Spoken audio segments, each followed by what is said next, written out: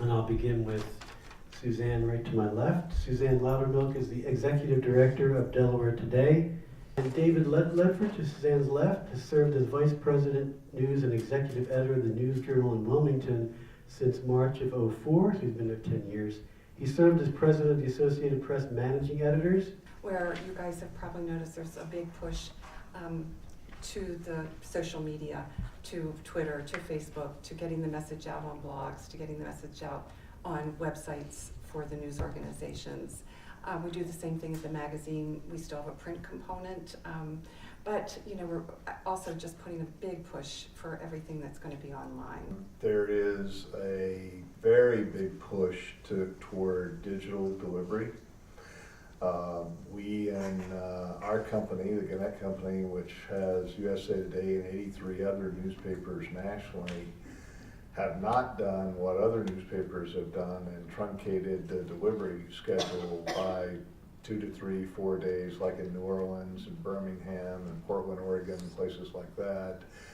They deliver the newspaper only 2 or 3 days a week. Just to follow up with that, has the intense push toward digital delivery, is that changing the way you're collecting news, changing the quality of the news, or is it basically the same except just a different form? Well, it offers you new opportunities to do things differently. Today, one of our environmental reporters, a guy named Jeff Montgomery, he's one of the best reporters I've ever met. He lives here, right up the street. His bureau is right up the street. There's some sort of composting thing in northern Wilmington, and it really smells to high heaven. And people have been complaining about it forever, and the department, DNREC, has been holding hearings on it and whatnot. Jeff used crowdsourcing. In other words, he asked you what you thought about the stench. Can you smell it? Where do you live? From what vantage point can you smell the stuff? And we're going to put that stuff up on a Google map, showing people all over the region how far away they can smell this composting pile that lawmakers and all kinds of people have gotten into. To answer the question about quality, I think that lifts up the quality because you're able to participate. It's not a stagnant piece of information. We go interview 3, 4, 5 of you, ask you some questions about it. This enables hundreds of people or more who have a dog in this fight to participate.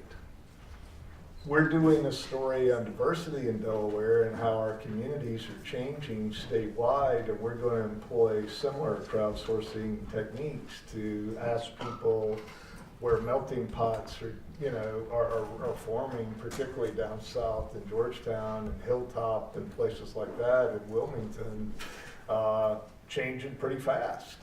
And it's just, you get the sourcing actually gets better. The voices get better. You always have the challenge of narrative storytelling. Isn't that an issue with the internet, though, in terms of accuracy and trying to get it out there real fast without checking, et cetera? It's not an issue for us. I mean, we have applied the exact same standards to what we post online and sweat it just as much as we do what we're going to put in print.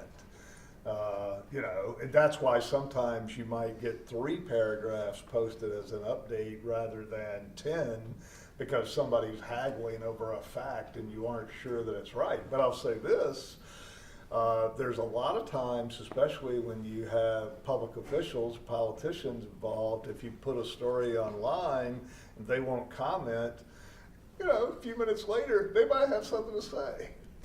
And then they come back and you fill out the story, and then later updates, and then the next morning's newspaper, you have a more developed, polished story. Our culture, our day-to-day workflow, our focus has really, really been put into hyperdrive because of digital delivery and because you all want news on your smartphones.